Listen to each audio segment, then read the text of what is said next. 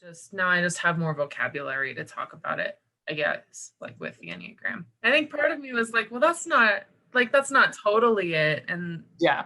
And then I learned more and I was like, oh yeah, actually 100%. Um,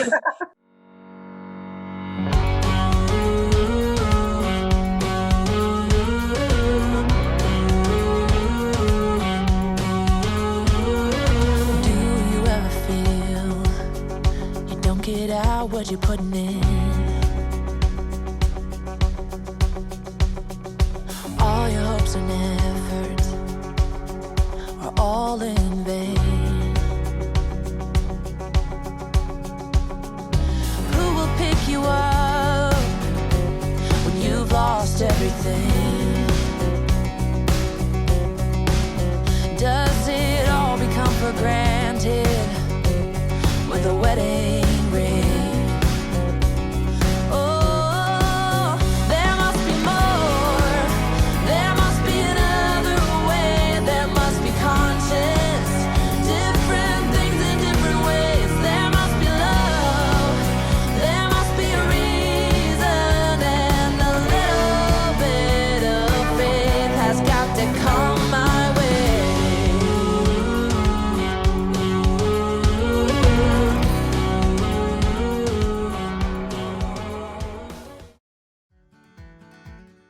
Hi guys, I am here to introduce to you the episode. Thank you so much for clicking on this episode to join me in this journey, looking at the Enneagram and how we can look at it as a Christian and going on this journey with me. I appreciate that. I highly encourage you to check out the link in the description to see the purpose, a video that I made about the purpose and the motivation and an explanation for this project, so that we as Christians can use the Enneagram as a tool rather than a life source or looking at it for all the answers. So I highly encourage you that you watch that video first. This episode is all about the Enneagram number 7, and I got to interview 7 Enneagram number 7s. Some of them I have known my whole life, and some of them I don't really know that well at all. But it was amazing to be able to hear their different perspectives on things, to reflect on the information that the Enneagram presents, and to hear their faith walk and their life. So I hope that this episode encourages you, inspires you, points you back to Christ, and especially to remind you that you are not alone in your life, in the way that you think, in the way that you feel, that God is always with you, and that there are people around you that are going through the exact same thing. So, without further ado, I proudly present the Enneagram number 7.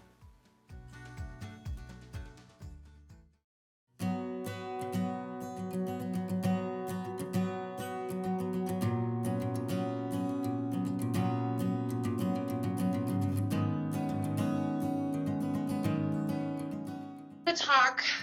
This preview is going to be the essential message that this number received often as a child, and it was a wounding message, or a message that told them they're not enough, they're not worthy, it's not okay.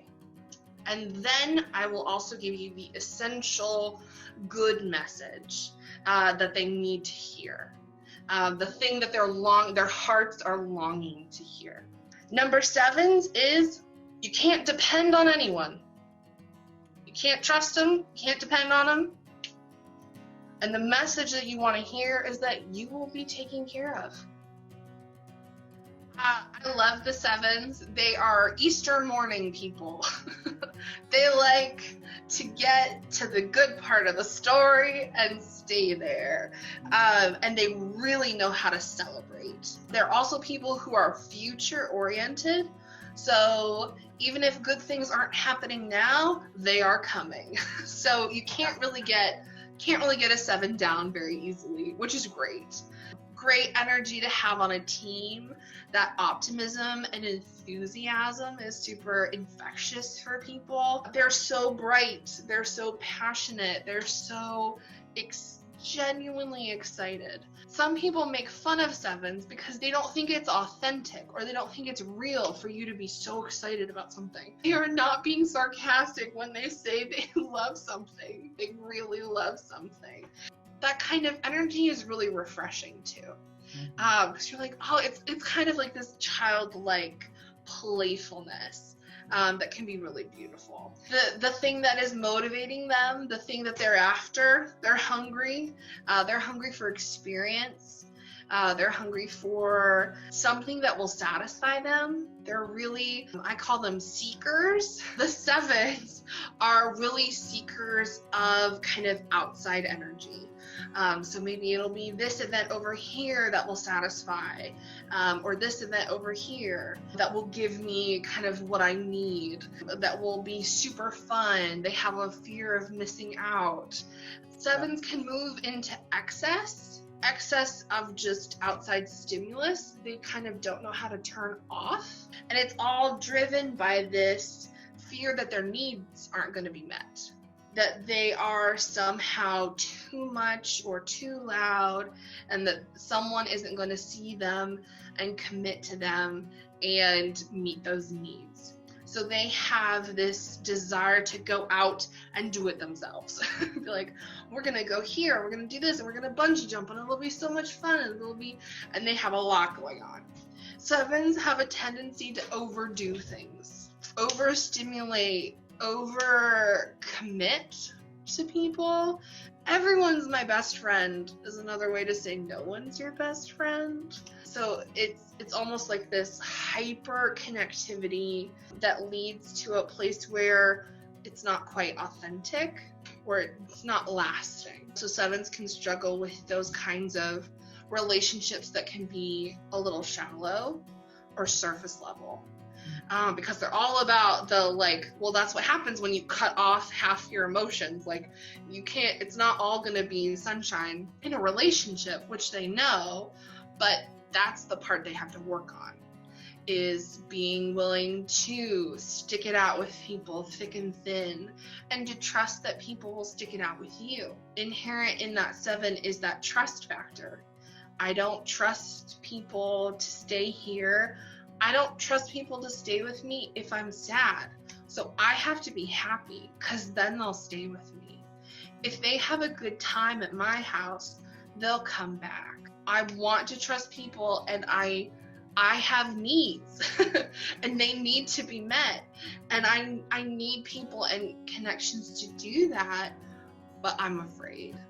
So I'm going to be bright and shiny and beautiful and wonderful, and then you'll like me, and then you'll trust, or then maybe I can trust you and build a relationship. They live in the, like, if we have like an emotional range, they live in the happy, good, everything's okay side, and they like to avoid the pain, bad, sad side. Sevens sometimes can have that blindness, or they avoid. They get a lot of energy from being around a lot of people, but again, it means they're kind of are not placing energy on getting to know themselves as much. And so it is really the challenge of a seven to like have a quiet time, or like be alone, really fostering those practices of contemplation, of like self check-in, like, where am I feeling pain, where am I feeling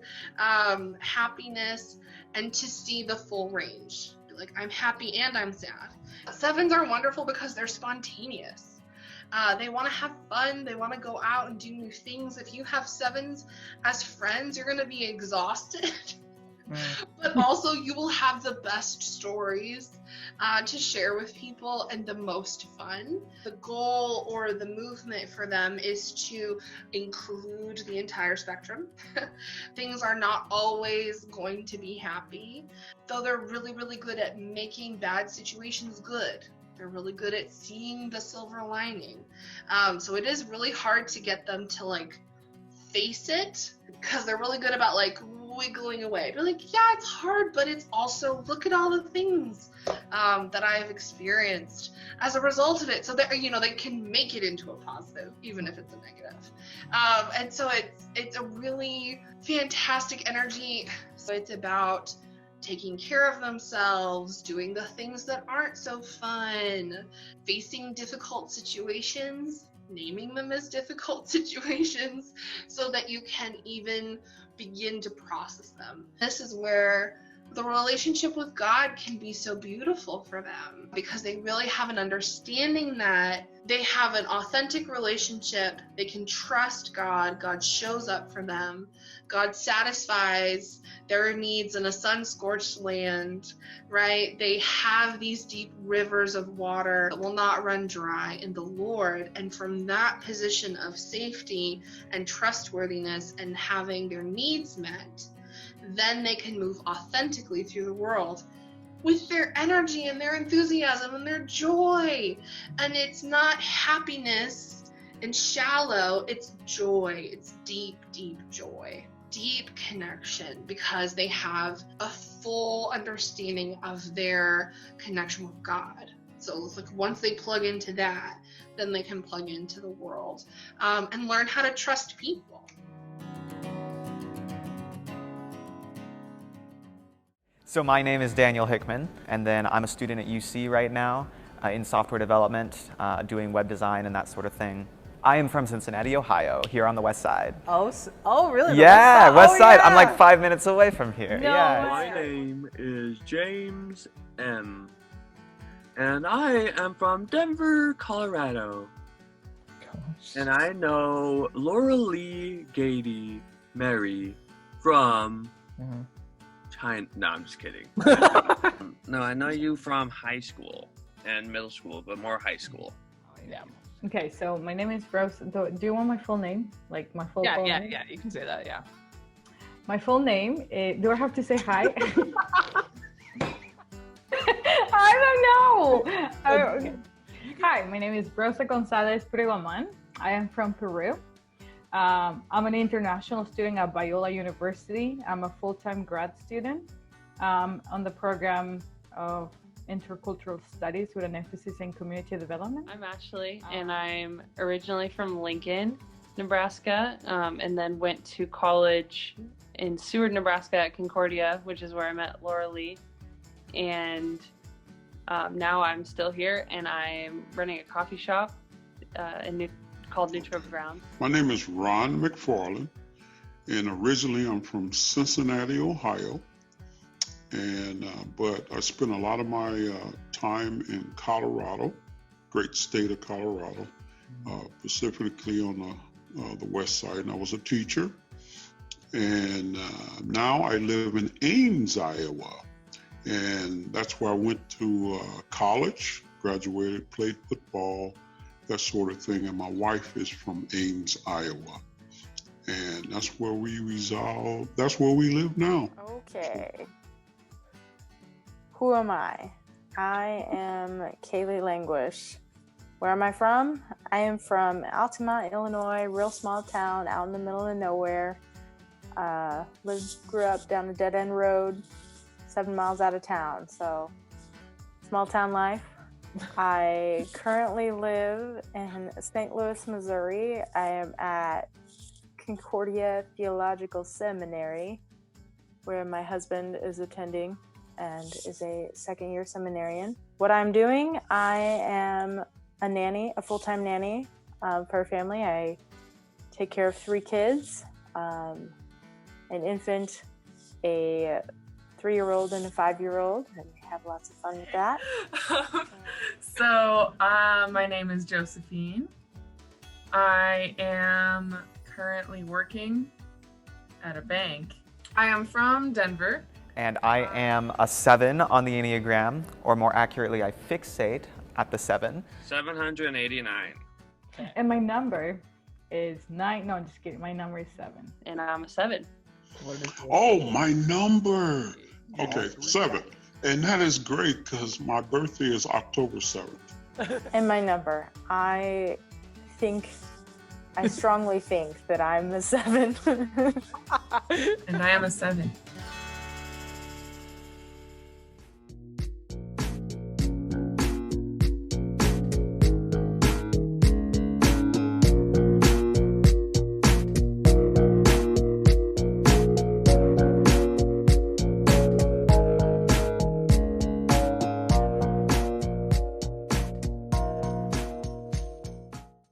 Every number has their deadly sin. Based on this test, your deadly sin is gluttony. Would you agree with that? And if so, how do you deal with that? Yes, gluttony. Okay, so this is a fun thing. I indulge. That's such an interesting perspective of gluttony. Yes, I do agree with that. Yeah, I think in some ways. Yes, I would agree with that. First of all, I love food, so I wouldn't.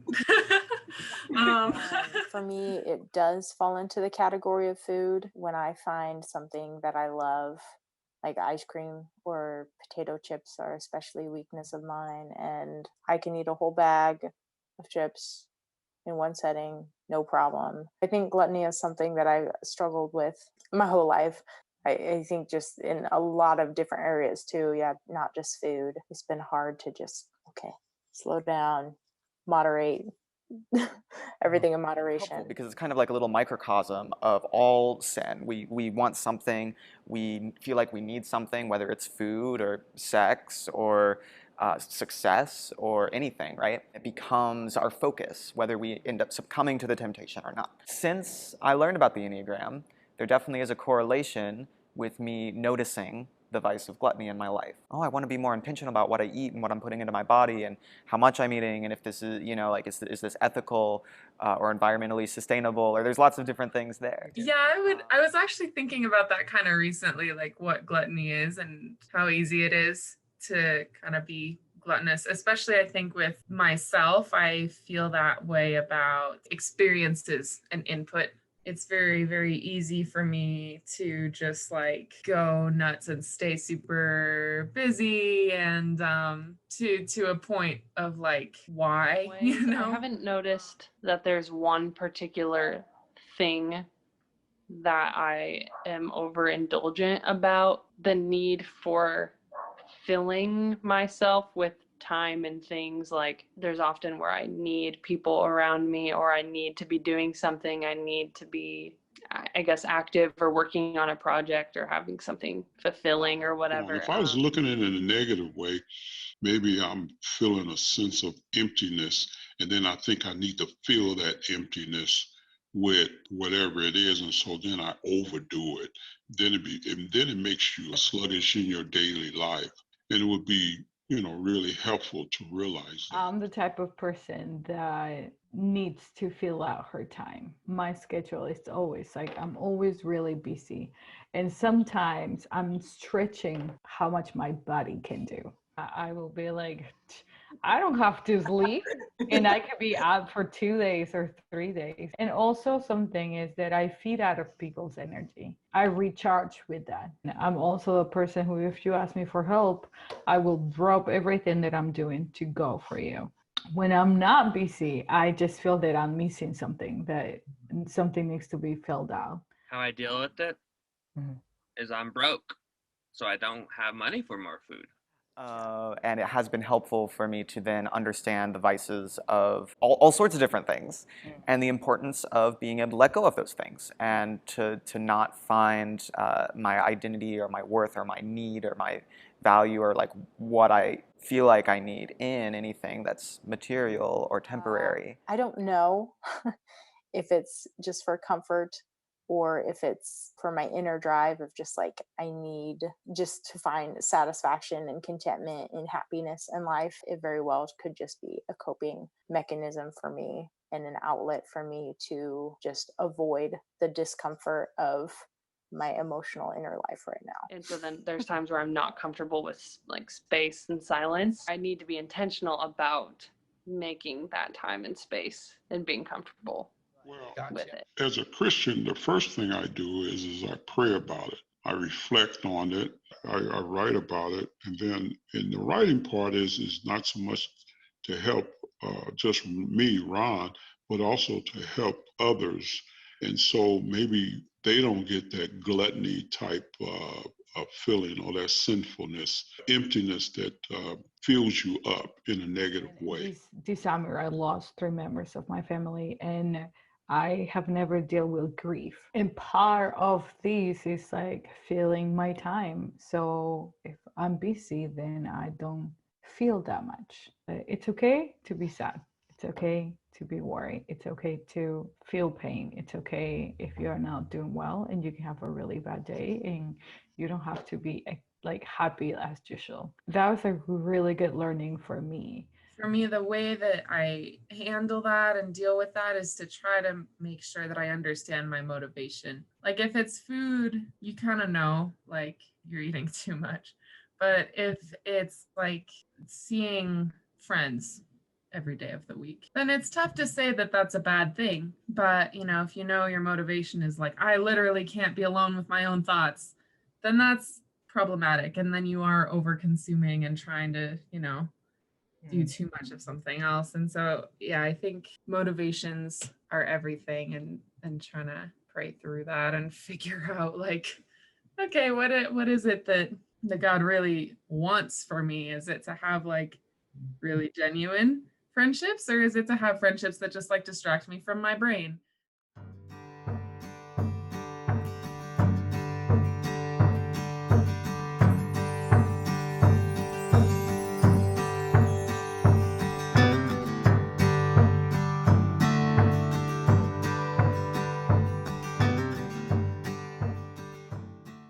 But every number has a basic fear and a basic desire. And based on kind of the research that I did, was the basic fear of a 7 is being trapped in pain and hurt, and the basic desire is being satisfied and content. Does this sound familiar?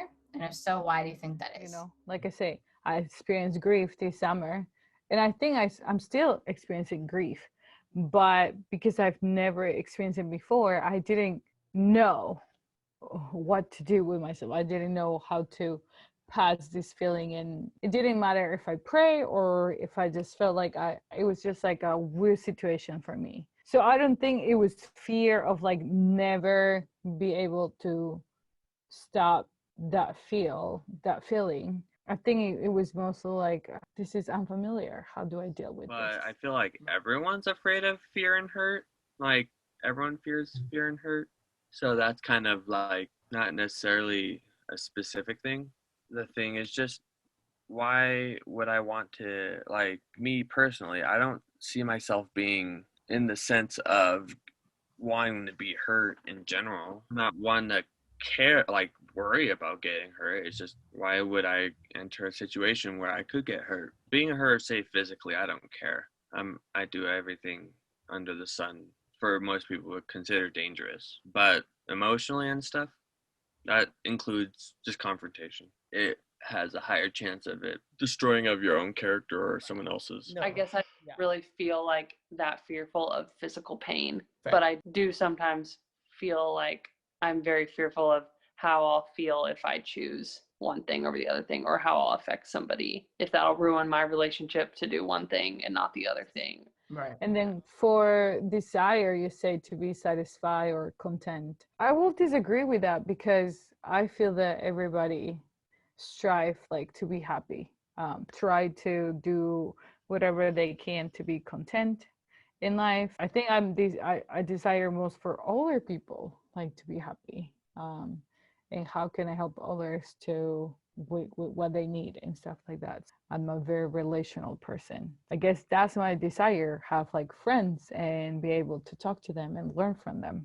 Serving others, interact with people makes me happy. If I can find a job but I get to do that for life, I'll be happy. I think for me, there definitely has been that feeling of like, oh, I'm not going to be able to do all the different things that I want. Like sometimes it's hard to commit to something, because it feels like if you commit to one thing, then you have to say no to all the other things. That can be things just as basic as hanging out with someone, or as complex as like choosing a career or spouse or something like that, where it's like decisions become so big because you think of how it impacts everything else and how you have to say no to everything else. Like, oh, I don't want to say yes to this person and then have to say no to this person. But then it also is just the desire to do both things, like not just disappointing them. Like, I really genuinely want to be in both areas, but I don't want to tell them no. And so then you double book yourself all the time.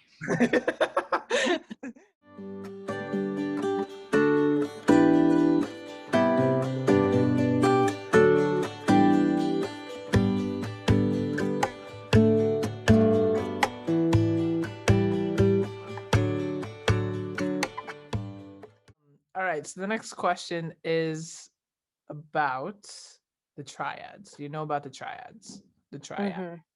Okay, so Mhm. the head, the heart, the gut. If you're in the head, doesn't mean that you don't have a heart. If you're in the gut, doesn't mean you don't have a head, but you're more driven by that. And your triad as a 7, you are in the head triad. And based on the road back to you, they are driven by fear. They take and relate through their mind and tend to think and plan carefully before they act. They ask the question, what can I do to fix it? And 7s internalize this. What in your life can attribute to being in this triad, kind of based on what I just said and kind of based on what you know? Well, I am a very thinky person, so this makes a lot of sense of me being in the head. Like, I tend to not be as like an emotional kind of person. I'm not as in tune with my feelings. Definitely do not identify strongly with any of the heart types, right? But I do identify pretty strongly with all of the head types. The fear motivation is something I identify with. One of the things about the 7 with regards to being very thinky and head type is that they plan a lot. They like to think it's the future and plan out what they're doing. And I resonate with that a lot, to plan everything out for the future. The problem is that then I might miss out on the present moment because I'm constantly looking forward. 7s are pursuing this ideal, I guess, of being content or of being free, or of having lots of possibilities. And so they want to plan things out to make that future better for themselves. That's also a way that we can run from our pain, right? Pain avoidance is a big part of the 7. We can run from the pain of the present moment by looking forward and planning out a better future. And I've had many people in my life come to me and say, maybe you should not be involved quite so broadly in so many different activities and groups and organizations and things. That's another chronic problem of 7s, is being like everywhere doing all the things, Right. which feels really good. It's something that we like, and that's there's good to that, right? Like, we can be high capacity people. We can do lots of really cool things. I love connecting people. Yeah, there's always positive and negatives to these sorts of things. Yeah, I'm driven by my thoughts. My thoughts are always geared towards serving and helping others. So in that sense, yeah, more so. But in the past, I was more so driven by me. How can I benefit from it? Now, being older, little wisdom, that doesn't necessarily mean age though, but I'm driven by trying to fulfill the mission of being a child of God and also helping other people along the way. I'm in the present, but the past and the future is always lurking around. Now, as being older with a little wisdom, I'm very question oriented. Okay, Ron, who are you doing this for today? Are you doing it for you? Or are you doing it? Who are you doing serving today? Are you serving God, or who are you doing it for? Everything is to the glory of God. So that way, those internal thoughts aren't as negative. I'm definitely in the thinking triad. I feel like that's all that I do, and I feel like I have to find the rationalization for everything before I can talk to somebody about it. And so it's a lot of just like internal thinking and problem solving. I feel like I have to process it and be able to think about it, verbalize it, and be able to really identify, I'm feeling this way because I don't really feel like I live in a state of fear. Like, fear and worry are honestly not something that I wrestle with a lot. Now maybe it is. Now maybe there's like fear that I don't realize. I'm not able to name that it's fear, but it is. I don't experience a lot of like the heart racing panic attack kind of anxiety, but just like I feel like I'm just feeling all of the emotions, and I don't know where they're coming from, and I don't know like just how to name them. That's probably my form of anxiety that I'm struggling with a lot of days. I guess the fear of being stuck in the situation. Sometimes it feels that way. It's not easy to see a way out. Like I have hope this is not going to last forever.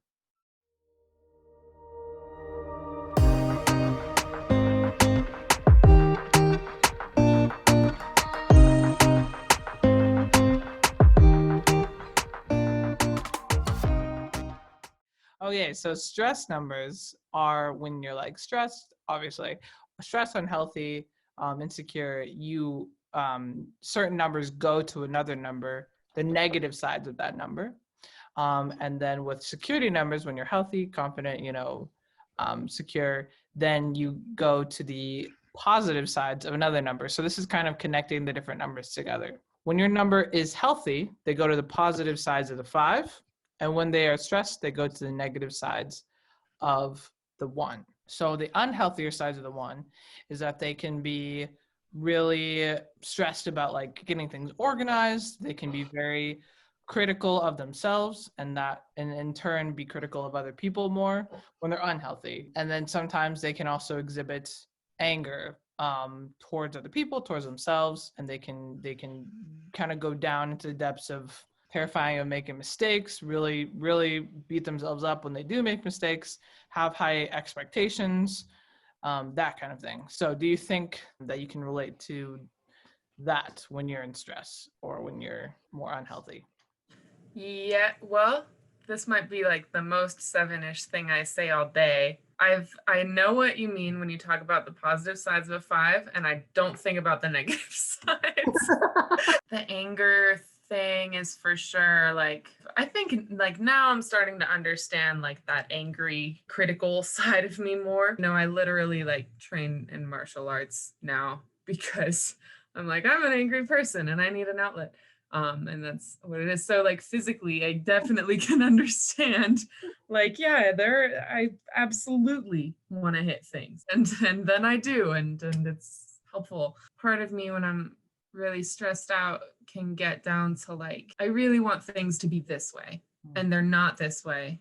And it can't be okay if they're not this way, which makes me approach things in a much more formulaic, regimented, aggressive type of way, I guess. The heart behind that is obviously good. Like you need some degree of discipline to accomplish anything. When it's motivated by like that type of stress, then that's not good, and you can kind of feel the difference physically. I can feel more like I am stressed out and I am angry and aggressive, more so than on like any other level. So the 5 is known as the investigator and the observer. They are very good at knowing things, investigating things, observing things, gaining information. And when they're healthy, they gain information in order to tell other people about it. They can be very independent.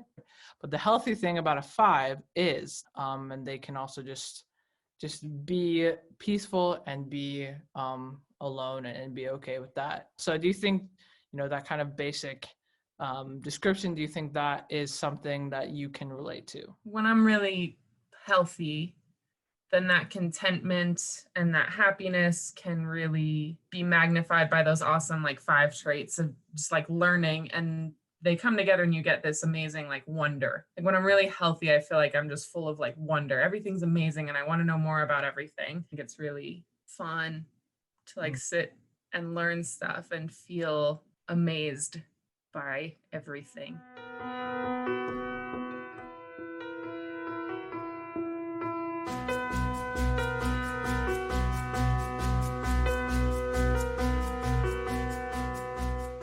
I kind of wanted to bring in biocharacters like what I said. And obviously we cannot say that like these people are these numbers because, we don't know them. We can't type them necessarily. But They're dead. They're Reality of the deal. True. They're It's dead. very true. So. But I wanted to bring some characters in that exhibit some things about the different numbers. And you can agree or disagree. There are some people that I brought it to and they're like, no, that's definitely not me. Or like, yeah, that makes sense. The Bible characters that I brought to the table for the 7 is 2 characters, Solomon and Barnabas. But for Solomon, you know, he's very wise, first of all. But Solomon also, you know, he has a lot of fun. He has a lot of wives. He has a lot of things. You know, he does a lot of things. So it's not necessarily that, you know, he enjoyed those things. And he worked hard and, you know, he built the temple of God. Like David didn't build the temple. And then Barnabas went on, you know, missionary journeys with Saul, who turned into Paul. And he was the one that when Paul came to the disciples and he was like, guys, you know, I'm all for Jesus. Let's go. Everybody was like, whoa, why is this Christian killer coming in and being on our side?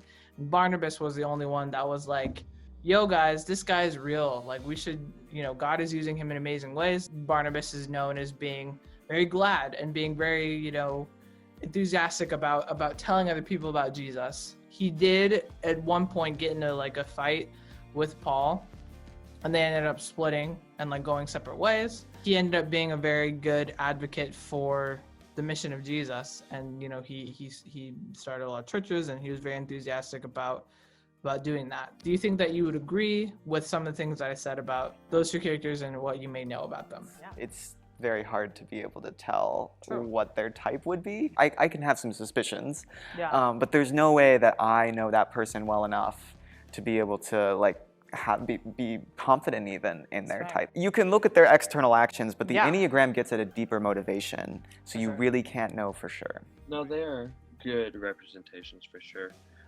Barnabas is from the knowledge of what we know of Barnabas. Yeah, he's a exact replica of what 7 resembles. We're avoiding the whole situation, but then coming back, being cordial, just going with it. Barnabas, I think so too. Like conversations I've had with people or things that I've just being one of the first people to be on board for something that's exciting, kind of like him going with Paul, even though it seems a little risky, he felt pretty optimistic about it and like, yeah, God can change him. God can do all these things and just is down for the adventure. I am able to trust God to do crazy things because of that, being able to see good in people too, like, yeah, let's give this person a chance. And thinking of Barnabas, just his enthusiasm for the gospel and his enthusiasm for welcoming Paul, a new Christian, I think I can, in my former life, definitely identify with that, and just the joy that comes with knowing Christ and what he's done and how he gives us new life, how he comes to just give us life, but give us life to the full. So I know that God is working on me and teaching me lots of things to make me a better human, to make me a better Christian, and prayerfully a better witness in the future. Well, he's also the wisest person, so I like to identify with Solomon myself. We can take Solomon being wise. I'm just kidding. I mean, you're pretty wise. Yes, I mean, I don't have that many husbands, so. I have this practice where I read Psalms and Proverbs every day. I might read like 4 Psalms and then 1 proverb every day. And then when I finish through each book, then I repeat it, you know, and then I start asking myself questions. I would try to think of myself as a person like Solomon, you know, trying to use wisdom, trying to understand beyond measure and breadth of the mind and that sort of thing. I'm mentoring a kid. You know, I give him a proverb. I send it a message every day, a message with it. It depends on what, after listening to him, the gist of what I feel he's going through and what he needs help with. He goes, keep sending those messages, man. That stuff works. I super relate to Solomon. And I always really identified with Solomon in terms of like the common struggle intellectually, not like actually. I haven't gone and like married 700 people, but like That's good. That's good.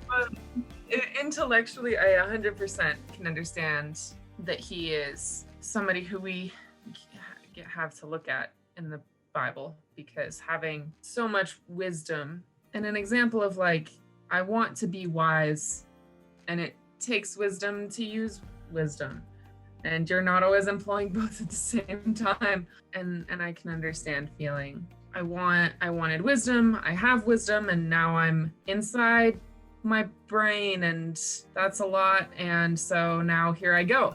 I'm gonna do all of this. Kind of love that in a way, that there's like a figure who has struggled alongside me in some of those similar ways, of all of the tensions of having wisdom and wanting there to be more to life than just vanity, you know?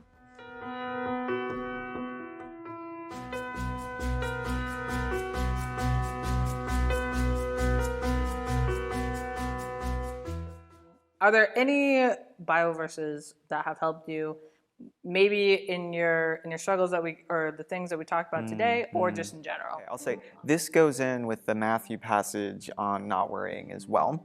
That is very helpful for me to really prioritize my focus on God and remind myself to seek first the kingdom of God. And this is right in the passage where Jesus is saying, don't worry, God takes care of the flowers of the field. So if God takes care of them, how much more will he take care of you? It's hard to surrender up control to God, but particularly as a over-planning kind of 7 person, I don't need to worry about how the future is going to turn out. God's got it, and the most important thing is just that I focus on his kingdom now. Psalm chapter 1, the whole thing. That's my life chapter. I don't have a life verse, I have a life chapter. It's a good condensed version of what is expected of us as humans. For it has a balance of every aspect of what you would kind of seek in the Bible. Psalm 37:5. I just need to give it all to God. He will take care. And, the next day I will get up and his grace and mercy renews every day. So I don't, it's a new day. Yeah, the problems may still exist or they may be resolved. But at the end of the day, God is in control and I don't have to worry about anything. When I think about that Bible verse, I'm like, you know what? At the end of the day, if I got things done, great. And if I didn't, okay, like God may give me another day tomorrow and I will keep doing things. And if not, well, I know where I'm going. Not that God causes all the bad things. Like, people still have free will and hurt other people and sin, and that's not God's will. But for those of us that love God, he's not gonna let anything go to waste, and that he's going to cause it to turn out for good, for better. I think that's been, just in general, a verse that's been helpful. But that when things do go wrong and they don't seem like they should, and it seems like things should be good and happy, and just because they're not doesn't mean that God's not good. God is good, and he's gonna work all things together. The one is Proverbs 1:7. And so I try to, the knowledge part is coming of God, and then also looking at it in a sense of gaining, but so I can give it to others in that sense, like that. I keep looking at that verse on the back of your chalkboard though, but yeah. Is that Proverbs? Oh, it's Proverbs 1:7. Whoa. That's awesome. Actually, I just noticed that though. That's pretty cool. It's in Matthew chapter 5. That enthusiasm and that joy that comes from God, just like that verse was just total permission to live wholeheartedly and live with abandon to the glory of God, because I knew that other people would see the joy that I have. They would look at me and say, why is that person so joyful? Why does that person, act the way that she does? And, I would be able to say, that's because of God. I feel like I've been a candle under a rock for a while, so don't feel like I'm letting my light shine. In my previous life, it was easy to feel strong in my own strength. My strength comes from God. Everything that I do is because of him. He's always going to be there. He's always going to be my strength.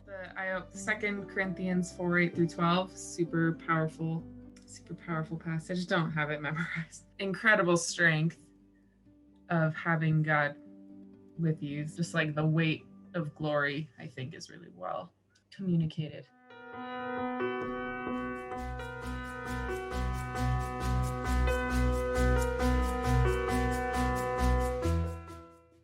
How do you think God has played a major role in your life and your struggles with some of the aspects that we've talked about today? I find that when I come to God in prayer, sometimes it's just me getting down on my knees in my room, sometimes it's me going on a walk in nature, but the important thing is usually me isolating myself from other people. That helps me to become more self-aware of what's going on inside of me and feel my pain. Being able to take that time to feel my pain, live in the present moment, not escape to some future planning, whether that's for a minute or for 30 minutes. It's very helpful. Like after I spend time processing with God what's been going on inside, it's so much better. I can't say 100% of the time I feel 100% better. Right. But the vast majority of the time, I at least feel a little better. And I feel better because things actually are better. Like I've reoriented my focus towards God. He's spoiled me with job opportunities and such, and keeping me working so I could, so he can spoil me more with not necessarily feeding into the gluttonous thing. He knows what brightens my natural mood, like buying something. Do I need it every time? No. Do I need all these headphones? No. But did God make it so I can have it because he knows he loves me so much? Yeah. He put it in my heart to love physical exercise that's not normal, like running and rock climbing. He made it so adventuring with where I live is so easy because he's created so much to adventure. My mom is a single mom, and when I was a kid, since I was a baby, I did not have a dad. So dad has been not only my heavenly father, but also, in my view, my earth father too. My relationship with him has always in constant prayer. When I'm talking to him and I'm telling him how's my day, and that's something that I like about my life, because having that relationship with God has helped me go through life with a different perspective. I appreciate the people that he has put in my life to shape me and to teach me many things.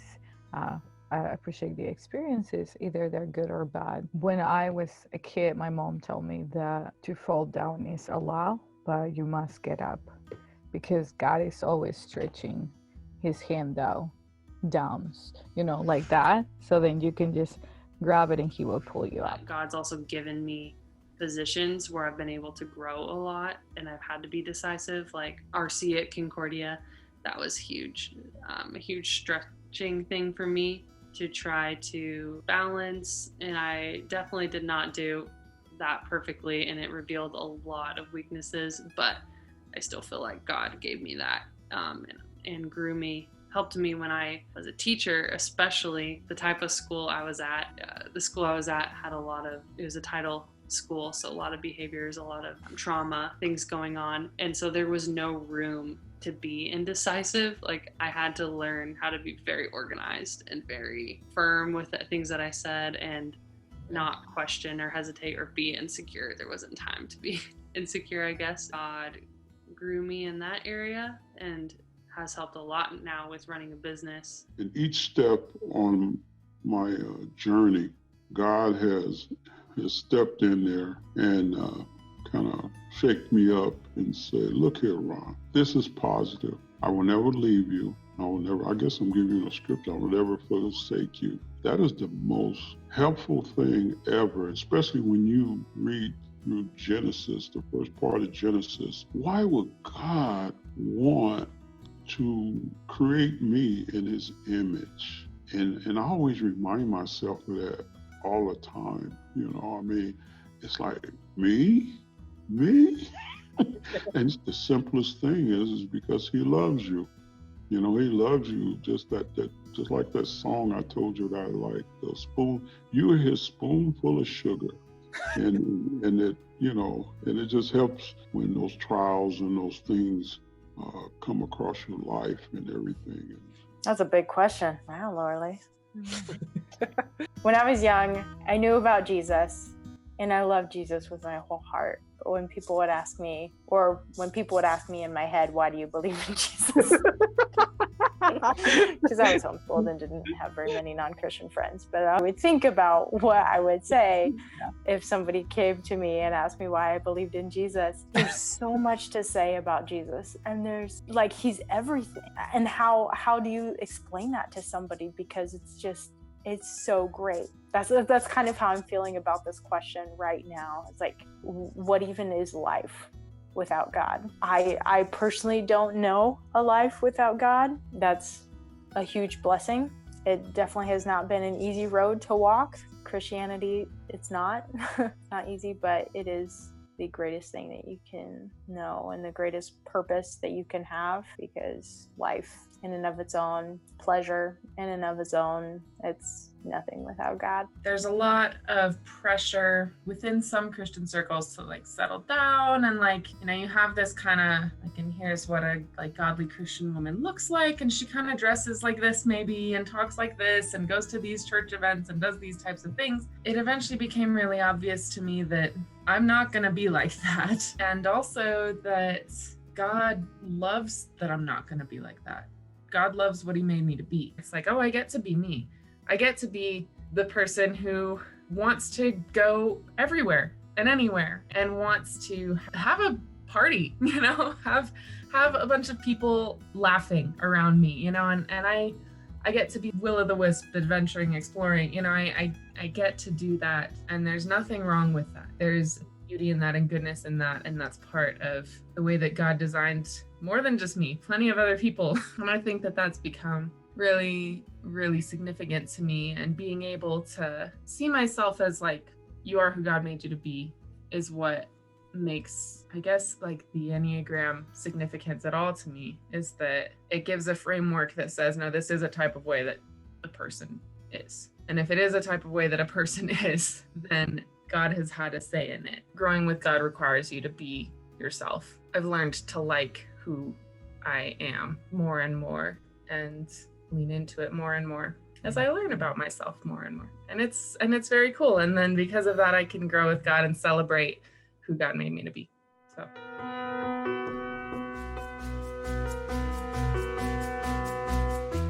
So the last question is, what encouragement or advice would you say to someone who is also your number? Ooh. Okay, encouragement and advice. It is okay to feel your feelings. In fact, it is actually very good to feel your feelings. You don't have to go out and do all the things. One of the great experiences of life is experiencing aloneness and contemplation and solitude. I recently took a week where I prayed for 2 hours every day of the week. And it was amazing, and I could go into detail about like all the ways in which it was helpful in my relationship with God, helpful with me feeling like I had way more energy and way more drive and motivation. But man, I ended up praying for a lot more people than I realized I had to pray for in my life. For someone else, it might be, you know, just taking 15 minutes of a certain kind of prayer that they've never tried before. Maybe you do a prayer, like 24-hour prayer fast, where you're praying for literally 24, oh, maybe I'll do that sometime, where I pray for 24 hours and don't eat, like, and I'm just like there for in the same spot for the whole, like that sounds intense. So my advice to fellow sevens is find something that's exciting to you, that's a new possibility, and be open to that being something that isn't your traditional, like, feeling good sort of thing. So leaning into those different experiences can be really helpful. Be okay with not being fully satisfied, because sometimes you just won't always be fully satisfied, and it's okay. You don't need to seek out other means of satisfaction. If you really need to be satisfied, find another method. Seek healthy methods to satisfy. Always find someone you identify with and just become them. Like another person I identify with is Britney Spears and Miley Cyrus, so I might cut my hair and hang off a wrecking ball. I don't know. Part of being positive is also that you're gonna have people that it's not gonna be positive as you. Sometimes they're going to shut down your optimism and your positive attitude because they see it that is unreal. But nobody can take away who you are with respect to how you see life. I usually try to look to the other side and be like, how can I help this person to see the positive side, instead of just be so negative. It's okay to let people feel miserable, and then you can come and cheer them up later. And it's good to listen, and it's good to not always don't always have that positive attitude. And it's okay to have a bad day, so you don't always have to have happy days. It's okay to not be busy all the time. Have time to relax is good. Just take time to have a little Jesus time and just chill. Just because you feel hesitant about something doesn't mean that it's a bad thing. Like, just because you don't feel 100% happy, and just because you might feel like disappointed that it means you're saying no to other things, that doesn't mean that it's not a good thing that you'll really love once you're committed to it. It's like such a big decision. We're like overthinking it in our head so much that we're scared that there's actually a better decision somewhere out there, or like, well, what if I chose this and my life turned out so much better, or I'd be so much happier, or XYZ. Well, I would just say continue seeking the Lord and continue those footsteps, joining Jesus on the mission, and don't let the echoes of the day get you down. You got to understand, you're still a work in progress. Change that narrative by changing your footsteps and changing how you help others and how you serve others. What is your purpose? Who do you belong to? And then who are you? One thing that doesn't change is God's love for you. Yeah, do your homework, learn what you are in the Enneagram. It will change your life. It really will. And Laura Lee is awesome. No. What jumps to mind, like, yeah, let's do it. Because being a 7, you are like a yes person a little bit. And it can be, dang it, if you're like, man, I really want to do this. This would be so fun. And everybody's like, no, I don't know. Like, hearing an enthusiastic yes is, I think, huge for me. Embrace it. Give yourself some grace to lean into that enthusiasm and that freedom to explore the things that make you happy with wonder and with wisdom. Be self-aware enough to set appropriate boundaries as well. You need them. Saying yes to absolutely everything isn't good for you either, and it won't make you happy. So obvious ways in which it would have been nice for me to hear, like, oh no, it's like normal for you to act like this and think like this, and not like wrong or unusual. And I think from people in the church especially, being able to hear that there's not just like one template for how you are. There's layers and different ways that people can be, and all of them are awesome. If you're trying to grow in Christ and grow in who He made you to be.